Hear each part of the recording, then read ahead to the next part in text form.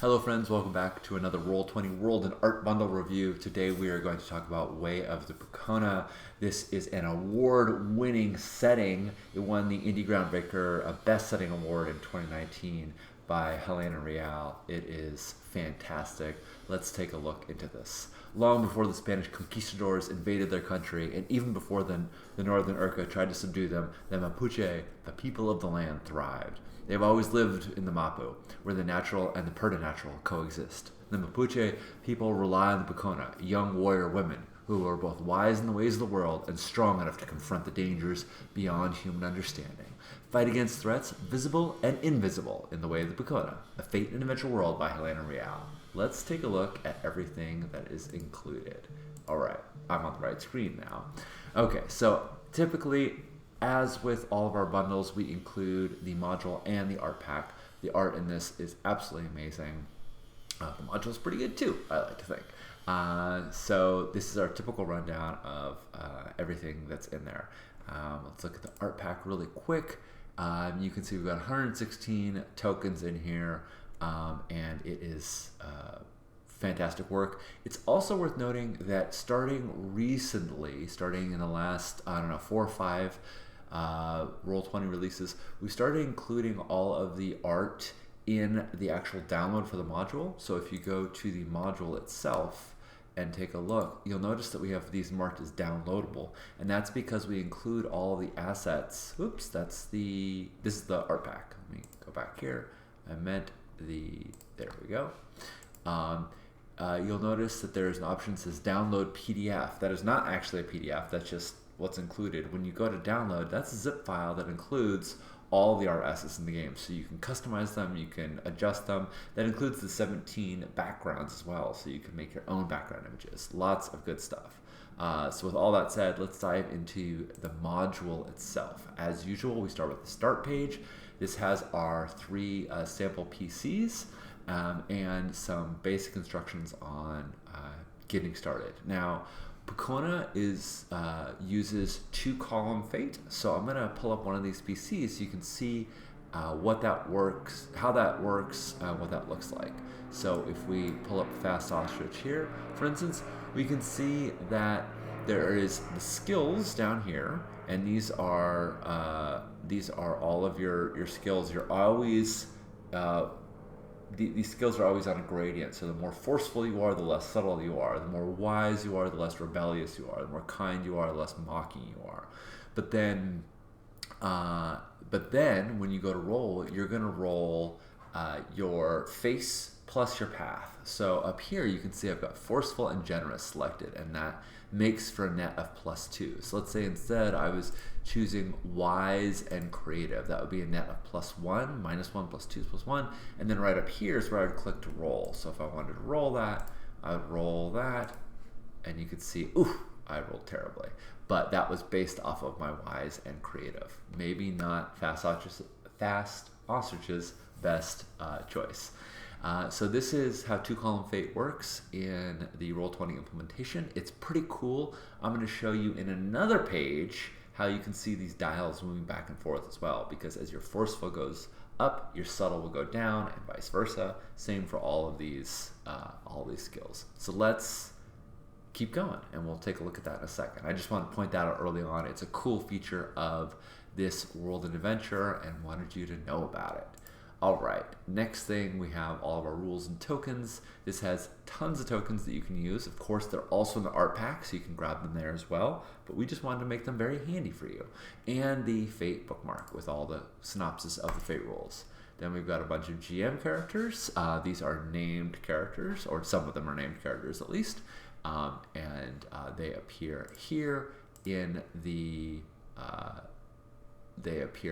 some of them appear here in the GM characters section as fully statted out as well. And then we have the backgrounds, and this, as you've probably gotten used to by now, uses a rollable table. So I'm going to go over it just in case you haven't seen it before. You go to the map and background layer, you right click on the image, you choose multi-sided and choose side, and then you'll get a little pick box. I recommend expanding the size of it so you can see what's in it, and then you can click through, and whatever image you want to go with, you choose that, and it will then render as the background. That means all of your foreground images stay there. So any tokens, any drawings, any notes you put in the foreground, those stay there. It's a great way to move characters from scene to scene, so you don't have to drag players to another page, copy all the tokens over. You can keep one page as your workspace, as your play mat, and then rotate up the background when the scene changes, when they enter a new location, when you want to just set the mood. Now, also notable is that this changeable backgrounds note, this little set of instructions, this is set on the GM layer. So if I hide the GM layer, oh, I lied, it's not on the GM layer. You could put it on the GM layer if you wanted. You can also just delete it whenever it's not useful to you. This is sitting on the token layer. Once you are done with it, you can just delete this and have the map all to yourself, or you could put it on the GM layer. We could undo all that. You could put it on the GM layer by right-clicking, going layer, and choosing GM layer, and then only you as the GM will see it. So lots of options as to how you keep or remove those instructions once you're done with them. And the next one is the playmat. Now this is particularly cool. I love the character cards here. Fred made these cards just for Way of the Pukona, because not only does Pukona use 2-column fate, as we noticed, you have both your face and your path that you'll be rolling, but also you see the stratus here that if we go back to Fast Ostrich, who has +1 forceful, which equates to +0 subtle. If we move forceful up to +2, move that over. It's kind of hard to see, I imagine, but believe me, I moved that up to +2. Then subtle goes down to -1. So and similarly, if you drag it all the way here, subtle will be at +2 and forceful is at -1. So it's these traits which are going to go back and forth in play are one increases as the other one decreases. We've seen this in lots of other games, but this is how we are visually displaying it here in this Fate world. So then that's all the pages. Let's take a look at the journal entries themselves. As usual, we have the entire world and adventure, everything that's in the PDF here in Roll20. So our first page is the contents, and this includes the credits and a hyperlink to all of the chapters. And you can get into all of them from here. They're all linked to each other. They're all linked back and forth. Everything you want to know about this world adventure is in here, including creating characters and creating the land itself. Everything that is that you'll need for the adventure. Now you'll note that most of this has most of these handouts have this little blue dot next to them, but the Doom, I think this is being covered by the monkey arm, by the gorilla arm, sorry. It's a cool feature, but it's sort of, there we go. We can see now, almost you can see that the Doom that came is hidden, is not visible to the players, because this is an adventure just for the GM. And then we've got GM characters also hidden from the players. Now, when I say hidden from the players, that's a default feature. You can always show them if you want. If you go onto a character and you click show to players, it's going to say, this character isn't shared with any players. Do you want to share it with all the players in the game? And if you click show to everyone, it is then going to change the status. Now you notice there's a little blue dot there. Now it is visible to right there. Now it is visible to everyone and they can see it. So the status of something in Roll20 is always flexible, always something you can change as the GM. All right. Finally, we've got some pretty standard bits. In our collections tab, we have the fate points, the starry fate points. You can use those as fate tokens if you like.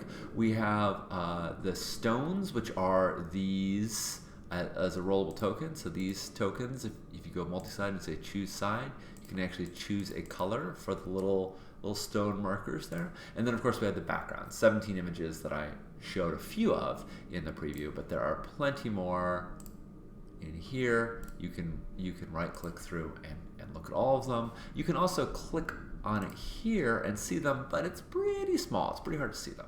So tons of beautiful images for Way of the Pukona. This is, as I mentioned, it is a award-winning Fate World and Adventure by Helena Real. She did amazing work, so much research, so much great content, such a awesome concept. Please go play as Pukona and fight against threats, visible and invisible, to those that you love. Wishing you all the best.